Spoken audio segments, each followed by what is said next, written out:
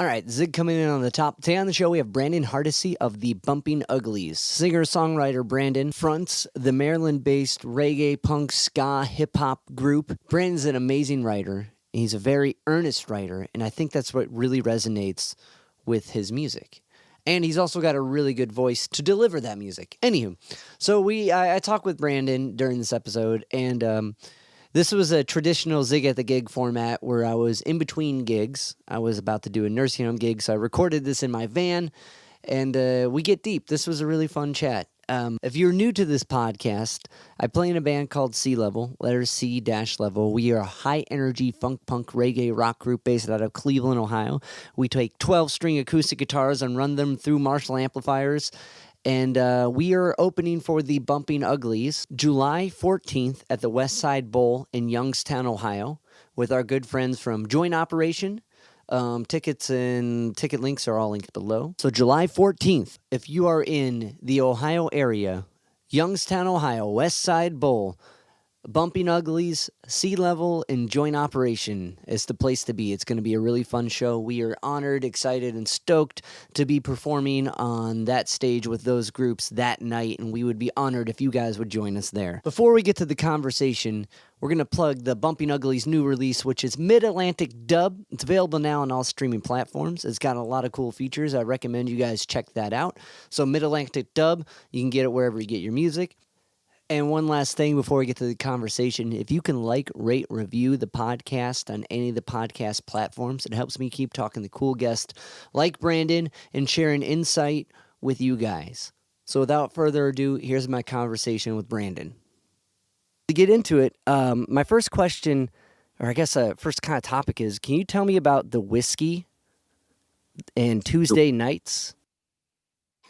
Yeah, man. So that was like when I was starting the band, that was like the cool kind of like rock club in Annapolis, you know. It seemed like it was Red Rocks at the time, but it was like a little 150 cap. I think it might have even been like 120 cap little club that, you know, it was an upstairs club, and it was across the street from where we practiced, and they had a Tuesday night full band open mic.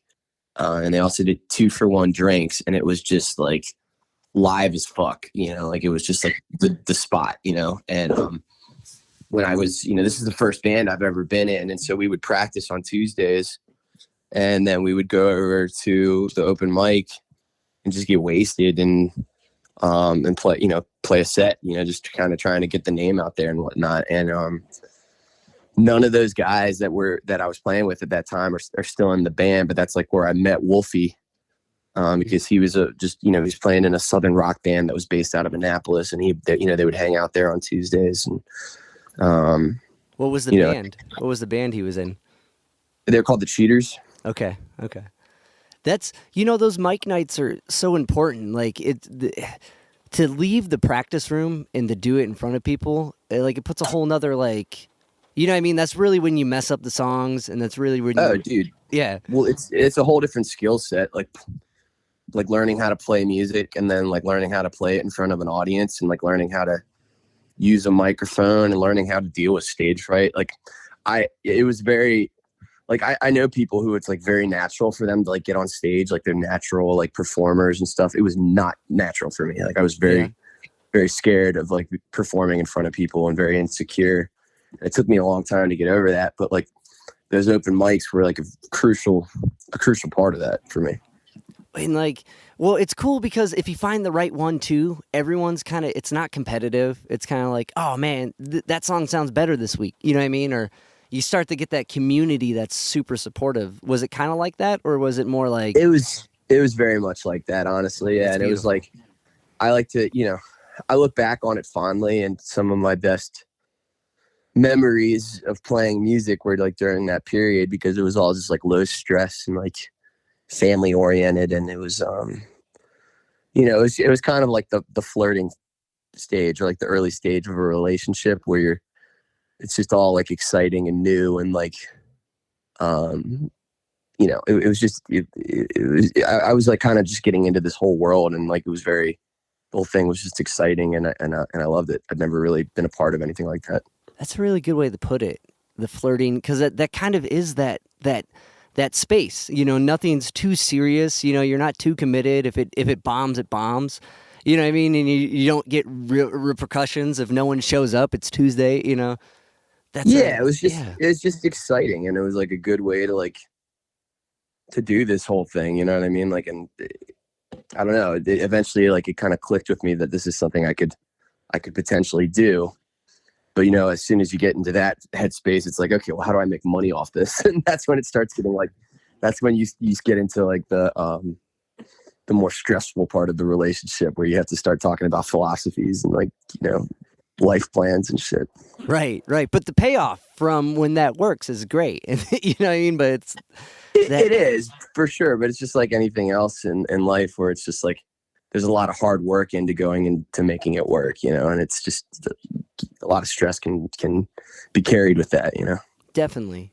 And that is because it has to be everything. You know what I mean? If it's not this, it's going to implode, and then now what? You know what I mean? But it's that stress that either tunes the snare drum or breaks it, or string. Yeah. Well, no, it's and you see that with any great competitor or just anything. It's the people that take it too seriously are the ones that make it happen. And most of the guys that I know that are making a living out of this are just tenacious and very much driven, very much just nothing happened by accident. It was all people who kind of took their life in it, Right. Well, and it's kind of at that point, it's you're just blessed to kind of be I have a group of guys that's behind this song I wrote. You know what I mean? I can't believe these 5 people think what I wrote's worth going out and saying we're part of this, Mm-hmm. And that's a whole nother level when you start putting figures on top of that, you know what I mean?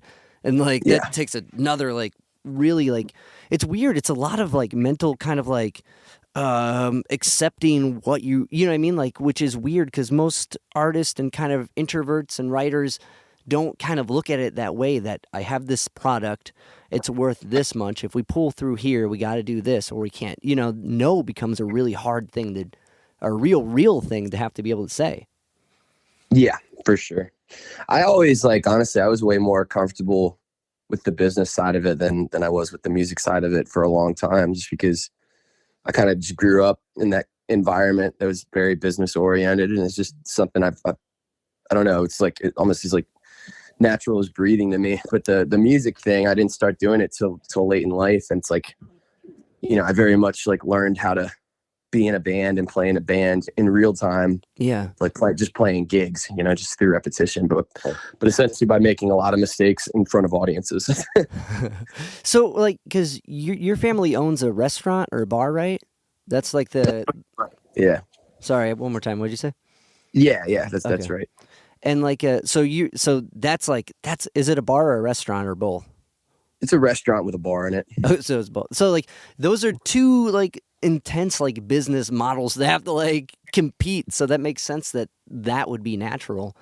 And from what I've read and what I've heard, your dad's not much into music. Is anyone in the family? My mom was she was kind of appreciated music, and she definitely encouraged me into it at an early age. And so if you're starting later, is that and I think I remember, correct me if I'm wrong, your manager was let's start a band? Yeah, from the bar. The manager at the bar that I was working at, he because I was 21, and when I turned 21, I started just playing open mics, acoustic around town. And he was a bass player, and he owned a PA, and he was dude, let's put a band together. I can get us a drummer, and we could just do cover gigs and make a little scratch. And I was I was starting to get curious about that anyways. I'd done a couple tryouts with various bands, cover bands. I just wanted to see what it was like being in a band. So I was fuck yeah, let's do it. And so, okay. So at what point, did you start in your early teens playing guitar then? I started when I was 17. Okay. So later teens. It's weird. It's whenever you start anything, you look at oh, the Scott down the street's been doing it since he's 10. He can shred, I gotta learn so much shit. Yeah. But did you naturally jump into like kind of singing song, like playing and singing, or was that kind of Yeah, like, like that. yeah, That was okay, when I picked up a guitar. That was like what I wanted to do. I wanted to be a songwriter because like I was always into like literature and like reading when I was younger, and I thought, you know, like when I was still considering like college, like I thought I was going to be a journalist. I just always have enjoyed writing. and like, who are some of those kind of like early songwriters that inspired Well, you? the guy that like really made me want to write songs was Ben Folds. If you're familiar Nice, with him, yeah, yeah, yeah. Ben Folds is amazing. yeah, he just I've always had like a fucked up sense of humor, like just very sarcastic and dry and just blue, you know. Yeah, And you know, like, but at the same time, you know, I like to think I'm a pretty smart guy, you know. So like I don't know, like I never really connected with like you know, I think a lot of songwriters are like really pretentious and take themselves like really seriously. And Ben Folds was the first guy I ever heard where it was like, whoa, this guy is like brilliant, but he's funny as shit too. And it's like in a really like fucked up way. Like yeah, everything he did was just like, I feel like if he came, like if he would be just as successful now if he came around as he was back then, just because of like meme culture, you know, yeah, like he was just very, very smart and irreverent, which it just really connected to me. And it's like, you know, like, it's like, it's easy to be funny. Like if you want to be like, you know, get like the Adam Sandler approach and you want to do like fucking fart jokes and stuff, but to be like funny in like a really smart way is like, I don't know. It was just charming to me. And I just remember being like really taken with him around the time I turned like 14 or 15. And that was kind of like my first introduction into the thought of like, man, I could maybe write songs. Like that could be like a cool thing to do. gotcha. And like, one aside from like he makes me want to like learn songwriting bits on the piano. You know what I mean? He makes it seem so like kind of easy, and like you get used to it. Whatever your instrument is, you learn those little tricks of the trade to like kind of like do the songwriting bits. But one thing I find fascinating about any like kind of songwriter that has like some twist of humor is it makes it comfortable to be that vulnerable in a way. Like if you can kind of like be putting something out there, but it lands to a point that's kind of like, oh, it's a bit. I get it. It allows that muscle to open up and be able to open up. Whereas like if you're just like how you're saying, like kind of pretentious and serious, you get that in your mind too. That am I kind of being that way? Is it all about me? You know. So there's that kind of openness that comes from that comedic relief, I guess. Yeah, Yeah, for yeah. sure. But man, that's fascinating. So okay, so Ben Folds is in your ear, and you start like, and you're starting to like, were you learning some of his tunes to do these like, to join these cover bands, or like, what were some of the like? No, because I mean, I never played piano. I just like, I really admired him. And that was the first time I ever kind of like thought about songwriting, like in that capacity is like something I'd be interested in doing.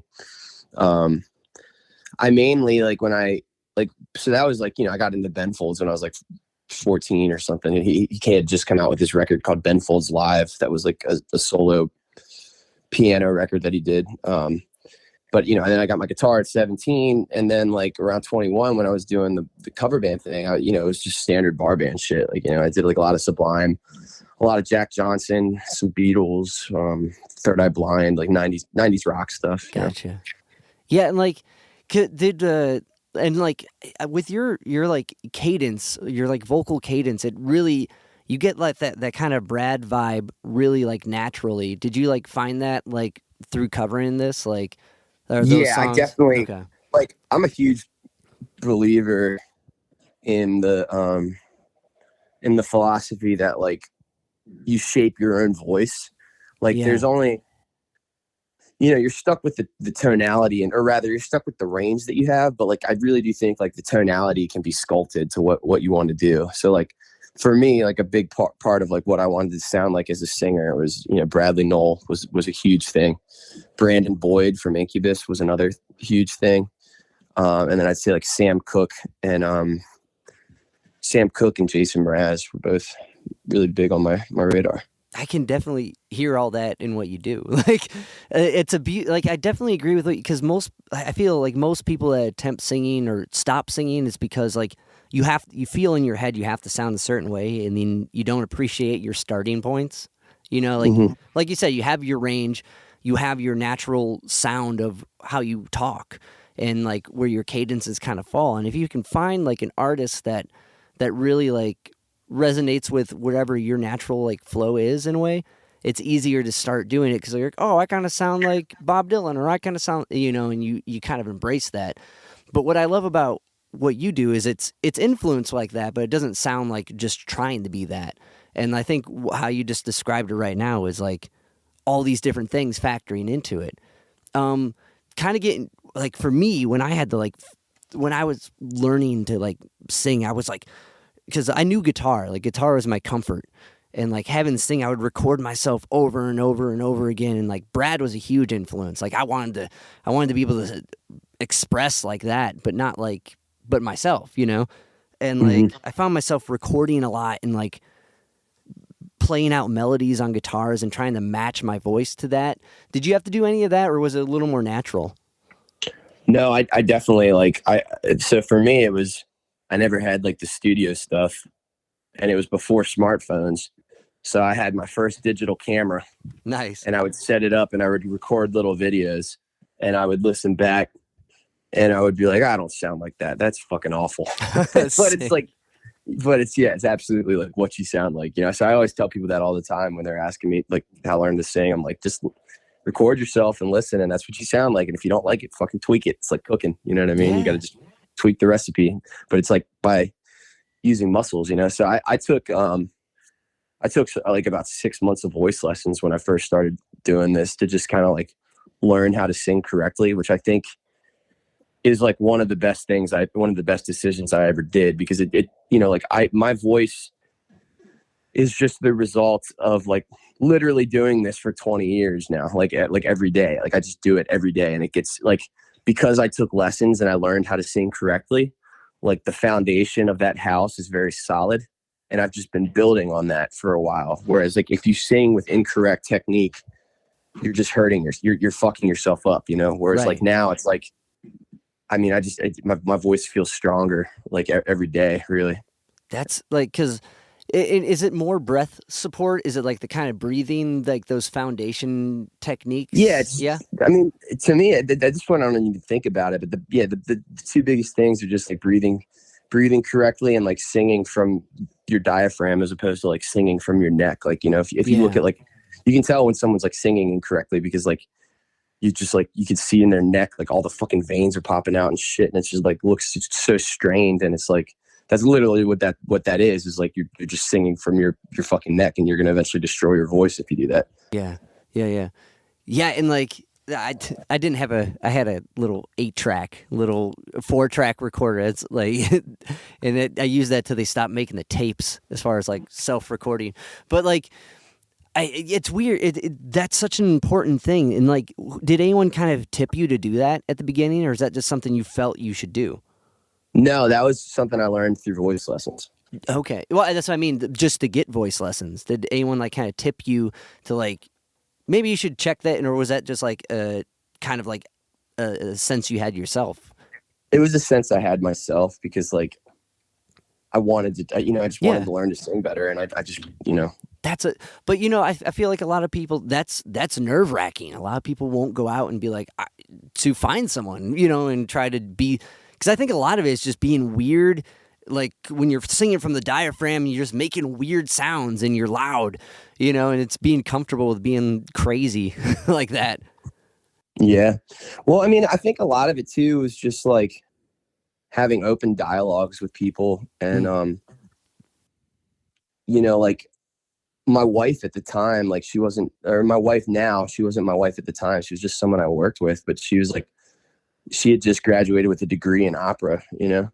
So like I would, you know, we worked at the restaurant together, and I would talk, you know, like right around the time I was starting this band, you know, and she would talk about stuff like that. And it's just something I would always hear about, was like from people who were like, like trained vocalists as opposed to like just drunk singing in the bar, you know, and you could just tell the difference. And it's, I don't know. I'm a very methodical person. Like I try to like break everything down into like steps and kind of like make it more achievable. Yeah. So it's like, it was just like something that clicked in my head when I realized that this was something I wanted to do. It was the same thing with smoking cigarettes. Like I used to smoke a pack of cigarettes a day. And then like, I realized that I was going to be singing for a living. So I was like, well, I got to fucking quit this or else it's not going to work.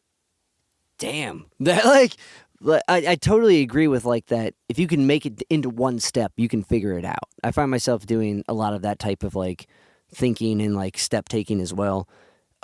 Is did she sing on some tracks? Yeah, she sang harmonies on This Is Ours, and then she sang we did a duet of the Bob Dylan song Yeah, on Girl that from the North. acoustic record. Yeah, yeah. Yeah. Wow, that's amazing. So, and was she working at that same restaurant? Yeah, she was. So she like she graduated with the degree in opera, and then like if she was to pursue that, she would be doing a lot like something very similar to what I do, which is like like touring and like living out of hotels. And she just realized she didn't want that life, so she went back and got her degree in elementary school music.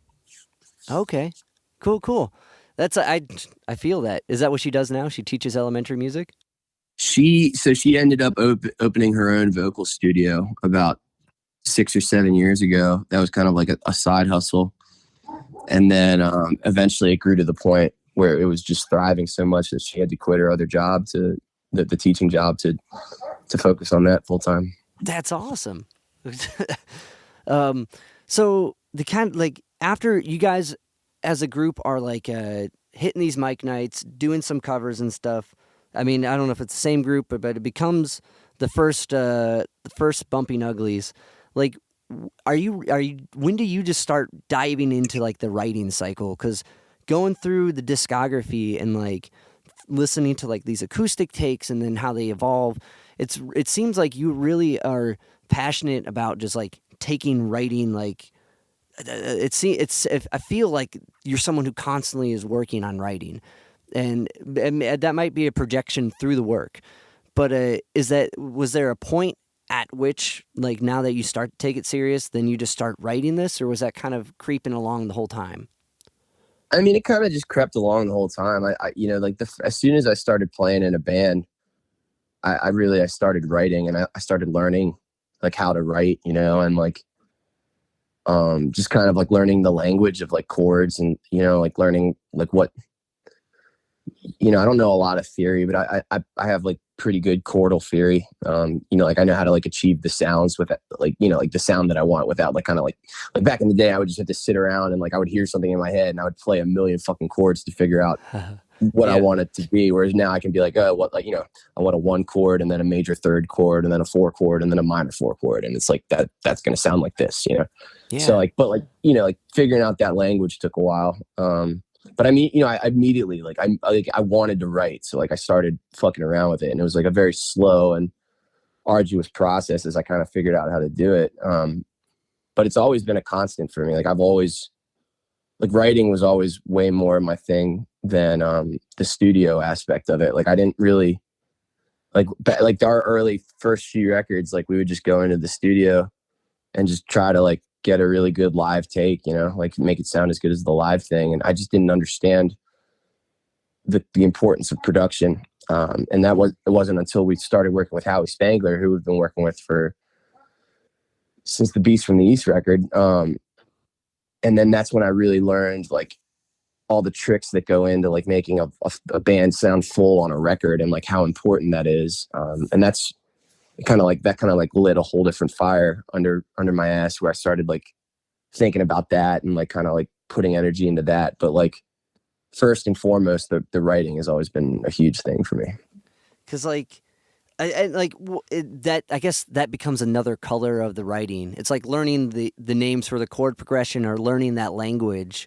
It becomes your whole canvas as opposed to just like getting it tight with the band and performing it live and like having just that be a solid song. Because that itself is such a breathtaking feat when someone does that right. That's what you see live. That's the thing.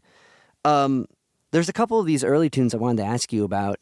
I think it was on the first record, Free Candy. There's a song called They Remain. Mm-hmm. And it's an acoustic tune.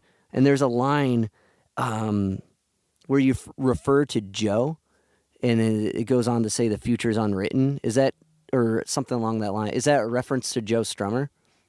No, it's Joe Harcum, because okay. one of his more popular songs is his song "Sick and Tired," where we reach for the stars and we scrape to get by and we reach for stars. So sleep at our houses but live at the bars. I'm trying to remember that.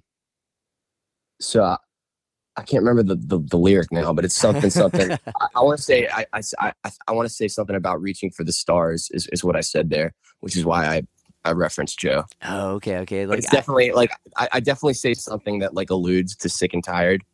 So yeah, that's like why I mentioned him. That's awesome though. That's a cool, like, cause you guys just played at the Beachland, right?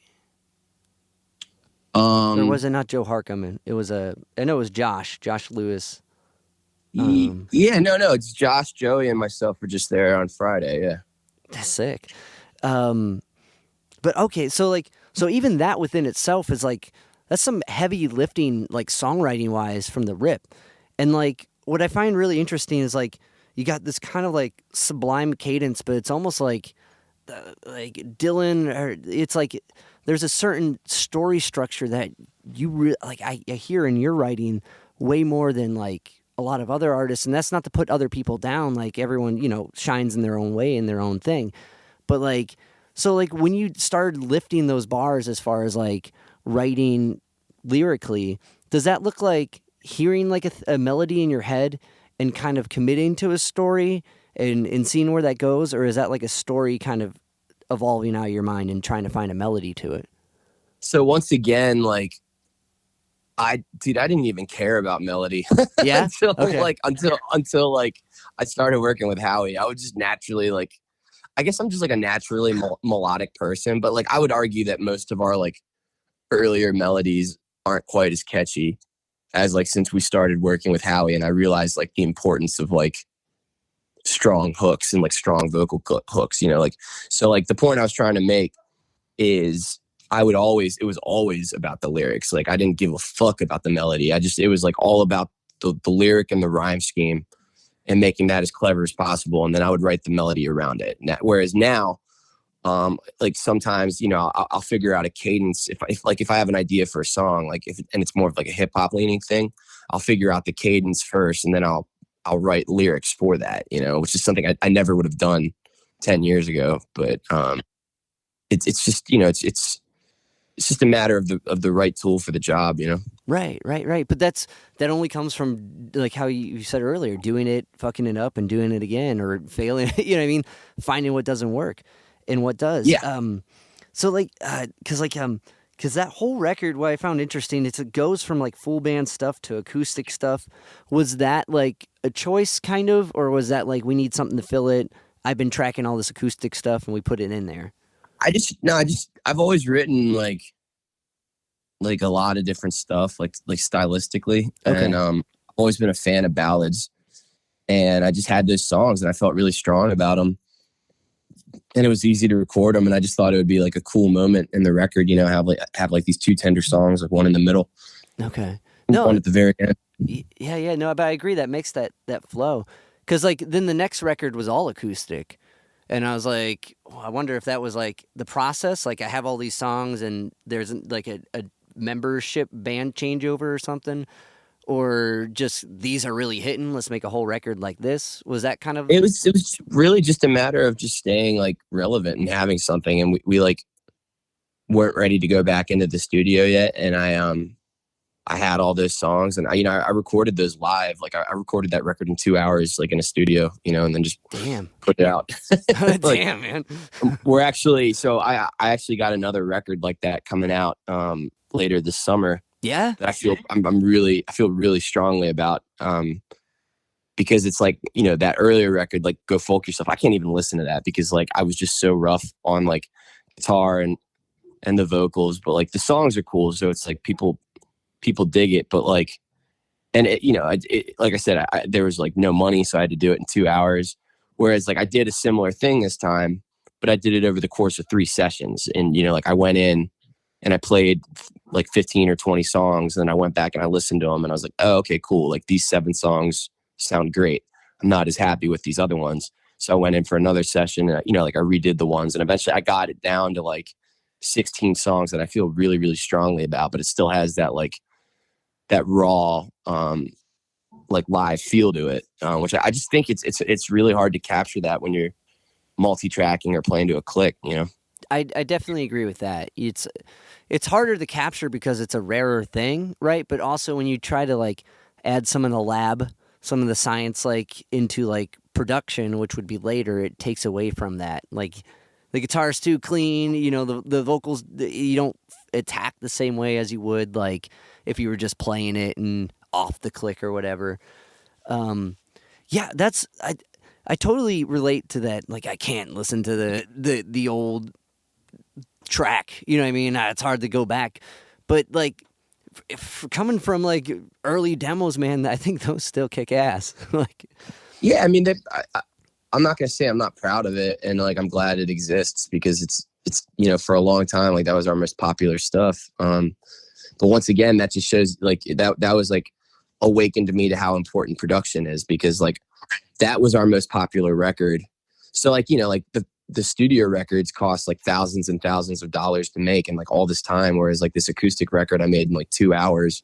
Yeah. Like no money, and it was performing better than all these studio records until we started working with Howie and actually like producing proper records. So it's like that was a really eye-opening experience for me. Like kind of like it helped me to wrap my head around how important it is to like do the studio the right way, you know?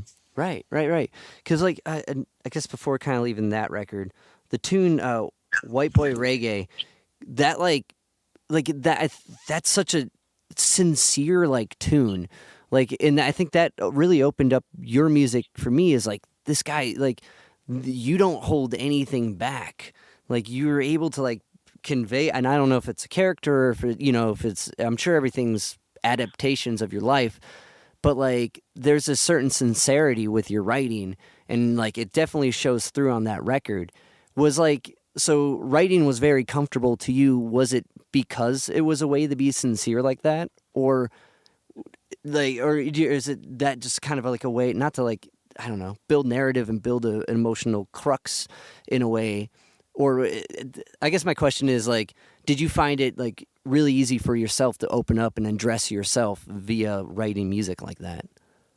I did, and I think a lot of it was because like I'd always, when I was in high school, I was into like live journaling, Okay. which is I don't know if you're familiar with that. No. But like, What is it? it was just this thing that was like, you know, I'm 37, and around like 2002, 2003, 2004, it was just like this trend. It was like Tumblr before Tumblr was Tumblr, you know? Okay. But like people would like journal, you know, and you would follow each other's journals, and like, I don't know. I like appreciated the audience side of it. And it was like, I appreciated like the opportunity to be like witty and like make people laugh, but also like doing it based around like exposing yourself. So I don't know. It's just something I guess I got comfortable with early on. I also did like theater when I was a kid. Yeah. Yeah. And I don't know, man. I never have been bothered about putting that kind of stuff out there. You know, it's like, it's just, I'm more, you know, I would be more ashamed to say something like emotional, but have the words not be clever than I would be to like actually say the emotion, if that makes sense. No, that totally makes sense. Because there's the honesty within that, and like, there, like that. I think that's super impactful. That for you to be able to do that and put it out there like that, and I think that's why why that record resonates so much. Not that your other songs don't include that same writing, but like I think that's why it resonates so deeply, is because if you can be that open, someone else can. You know, I think that's the beauty of any creative endeavor. If you can go for it and put your all into it and be completely immersed in you, you're basically lighting the path for someone else to find themselves in that same way. And it sounds like I mean, with a partner who does opera and vocal lessons, and like it sounds like it you know, a lot around that a lot, which is that's really cool. Like, because I don't know, like working with kids myself, I find it hard to kind of like convey certain things, which is probably, you know, to keep the appropriateness of class. You know what I mean? You don't open up too much, but in the outlets that you can, that really hits home. Yeah, I mean, I'm definitely, I'm very, I love what I do, and it's therapeutic to be able to kind of like get that stuff out there like that, and yeah. That's awesome, man. I guess that doesn't really form into any questions, but but it's just a beautiful thing, man. So like I guess like kind of moving on from that second jumping into that next record, a lot of those kind of acoustic tunes became like full band versions. Now, like when you bring a tune up like that to the group, is it often that the group kind of shifts the kind of trajectory of the tune as it is acoustic, or is it more often that like it kind of stays and just gets more like layers to it? Nowadays it's definitely like I know exactly what I want to do with the song when I put it together, and it's just a matter of figuring out the layers. Like back then it was definitely like I would write the song and then we would kind of just get together and put it together more, you know. Okay. Because, like, there's tunes like Free Taste, you know, like, which acoustic sounds one way, but with the band, it's like this kind of like almost like New Orleans, like style. Like, is that what you heard in your head? No. Okay. Like, it just came together because the guys we were working at, I mean, I'm very fortunate. I found like some really slamming horn players like really early on. And there's a really slamming keys player that lived around Annapolis, and it was kind of like we just put the bones together, and then I'd hire these guys, and we never worked, like we never rehearsed. We just go over and track and be like, oh yeah, fuck yeah, that sounds awesome. It's like that's just like their flavor, like getting put on the song, you know. Yeah, but it definitely like because what I love about what you guys do is it bounces everywhere. Like even with the last record, Still Traveling, what's it, or Suitcase Always Full. Yeah, keep your suitcase packed. Like that goes completely like country, you know what I mean? And like, which I think that hits some of those songwriting roots maybe, or like aspirations for you, like in a completely different way, but like you guys fit it really nicely. Yeah, I was really excited about that record, and it just didn't do that well. But it's like it was a good learning experience because I'm a big like I'm into like Americana and like singer-songwriters and country and stuff, and I was like, I just had myself convinced. I was like, man, like that's kind of shows through my songwriting already. So it's like I think if we do this thing, it'll go over really well. And it was like like our like core super fan base like was supportive because they're pretty supportive of everything, but the general kind of like greater American reggae rock world that we're a part of just did not get it. Like, which is fine, you know what I mean? It's like it is what it is, but it's a little disappointing, Well, I guess it is weird to like kind of like, especially as a band, when you reach a certain point, you hit like where you can do just about anything and where you can't. And like it's weird, like at a show that it always kind of kills if you like are going everywhere. But when it comes to like a different, like I guess recorded aspect, is that like it seems like it's the opposite. If it doesn't kind of fit the algorithm kind of like way to like get it out to the people that dig that type of stuff, that it kind of doesn't work the same. But I guess I think Mitch Hedberg did a bit on this, but it's like, when people go to McDonald's, they're expecting cheeseburgers. They don't want spaghetti, That's true. So it's like, if, my philosophy on it is if I'm able to make a living, I'm very fortunate to be able to like do this and like make a living on it. And, if like people pay, like the way I'm able to do that is because people buy shit off of us, they buy tickets, they fucking buy the records, they buy merch. And they do that because they like a certain thing. So it's like, to me, it's just a matter of like figuring out how to do that thing while still maintaining my artistic integrity, and like that was something I tried for me. And sorry, my dog's freaking out. You're good. That was something I tried for me, and it didn't really work. And it's cool. Like I'm still very proud of the work, but the it got me thinking a lot, which was really cool because like that led to the last record we did, which was Mid-Atlantic Dub, which was like a way more concentrated kind of thing of what we've always done, which is like the catchy reggae rock stuff, but also like the hip hop leaning stuff.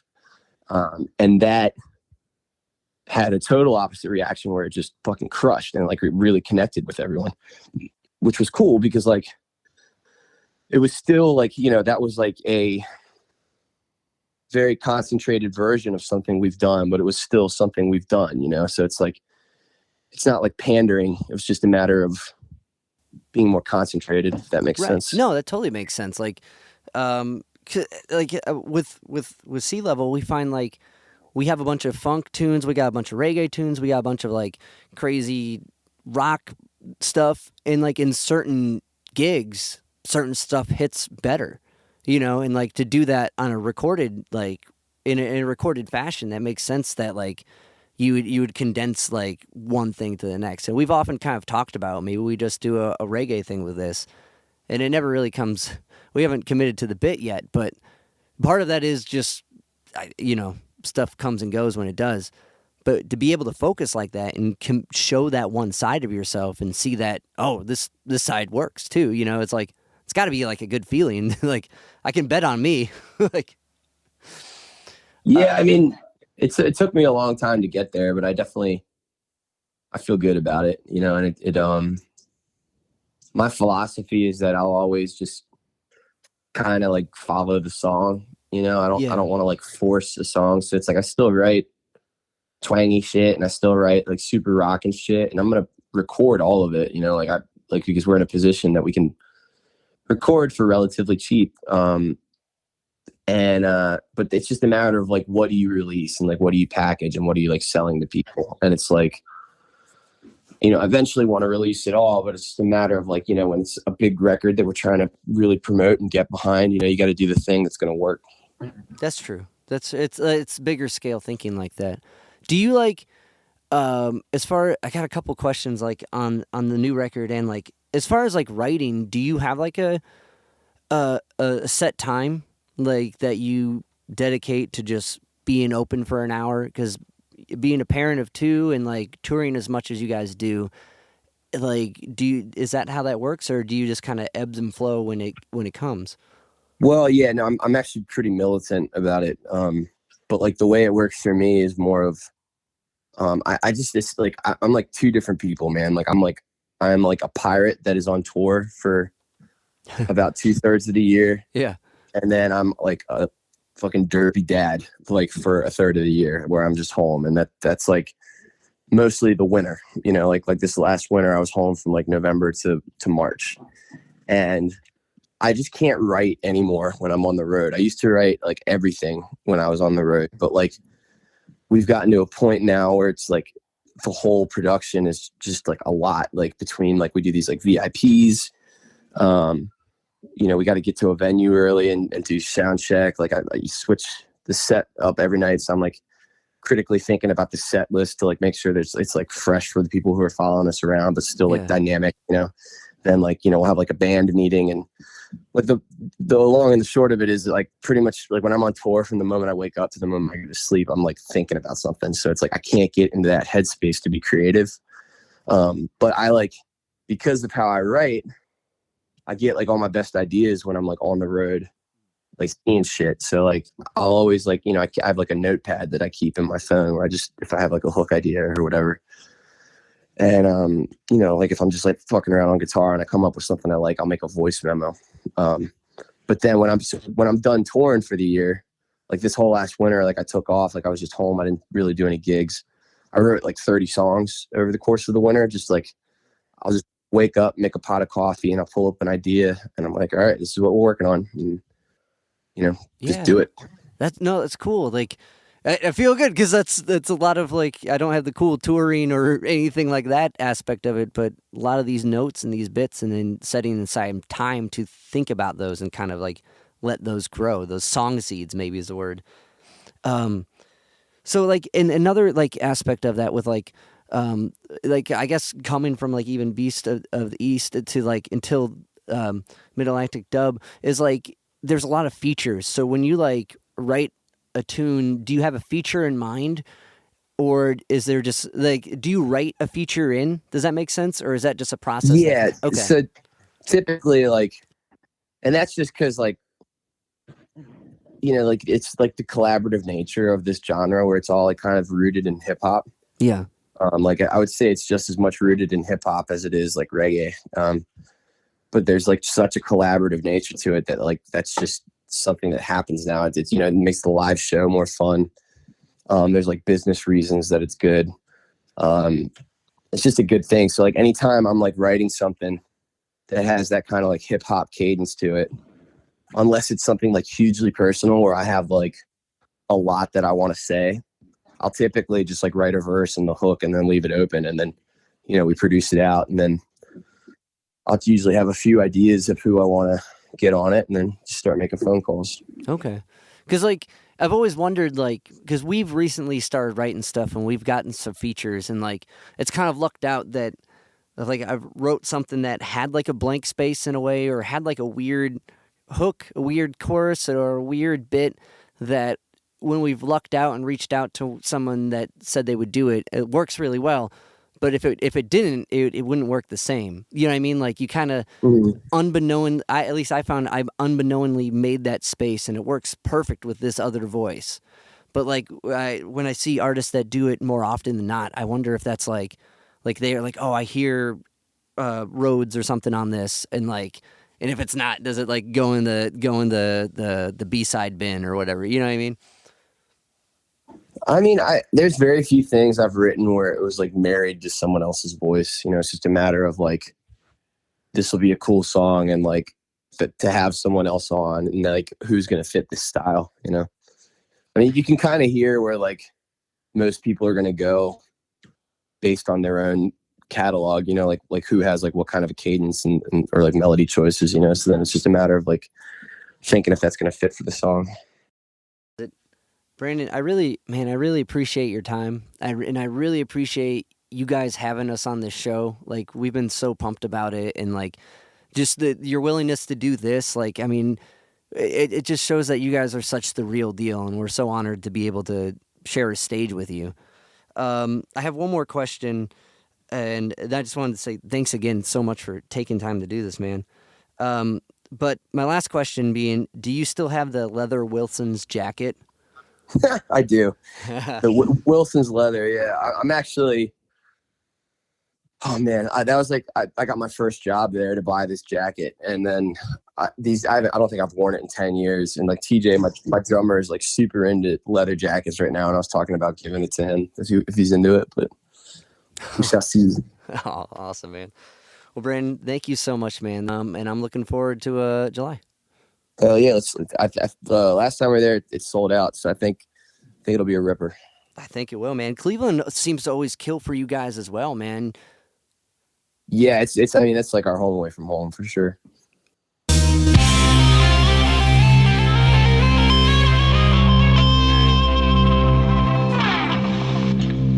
Yo, Spike Spiegel here. You just listened to Zig at the Gig podcast.